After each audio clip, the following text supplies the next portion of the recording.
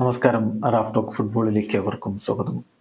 Pre Olympic മത്സരത്തിൽ അർജന്റീനയ്ക്ക് ആദ്യ മത്സരത്തിൽ നിരാശാജനകമായിട്ടുള്ള തുടക്കം.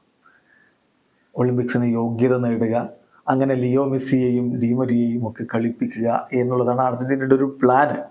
മഷറാനോ അത് പലതവണ തുറന്നു പറയുന്നുണ്ട്. പക്ഷേ യോഗ്യത ഉറപ്പാക്കണമെങ്കിൽ ഇപ്പോൾ നടക്കുന്ന കോൺമെബോൾ പ്രീ ഒളിമ്പിക് ടൂർണമെൻറ്റിൽ മികച്ച പ്രകടനം നടത്തണം. ആദ്യ റൗണ്ടിൽ പക്ഷേ അവർക്ക് വിജയിക്കാൻ സാധിച്ചില്ല. ഇന്ന് നടന്ന മത്സരത്തിൽ പരാഗ്വേയോട് അവർ 1-1 സമനിലയിലാണ് കുരുങ്ങിയിരിക്കുന്നത്. അതും കളിയുടെ അവസാനത്തിൽ ലൂസിയാനോ ഗൊണ്ടോ നേടിയ ഗോളാണ് അർജന്റീനയ്ക്ക് സമനില സമ്മാനിച്ചത്. തിയാഗോ അൽമൈഡയാണ് അർജന്റീനയെ നയിക്കുന്നത്. അങ്ങനെ മികച്ച ടീം തന്നെയാണ് കളിക്കളത്തിലേക്ക് ഇറങ്ങിയത്. സൊലാരിയും കാസ്ട്രോയും മുന്നേറ്റങ്ങൾ നയിച്ചപ്പോൾ ബാർക്കോയും വാലന്റീനിയും ഒക്കെ ഡിഫൻസിലുണ്ടായിരുന്നു. കളിയിൽ പക്ഷേ ആധിപത്യം പുലർത്തിയെങ്കിലും അർജന്റീനയ്ക്കെതിരെയാണ് ആദ്യ ഗോൾ വരുന്നത്. 67-ാമത്തെ മിനിറ്റിൽ പെനാൽറ്റിയിലൂടെ ഗോമസ് പരാഗ്വയെ മുന്നിലെത്തിച്ചു. ഒടുവിൽ കളിയുടെ അവസാനത്തിൽ 90-ാമത്തെ മിനിറ്റിൽ ലൂസിയാനോ ഗുണ്ടോ കസ്ട്രയുടെ അസിസ്റ്റിൽ നിന്ന് നേടിയ ഗോളിനാണ് അർജന്റീന സമനില പിടിച്ചത്.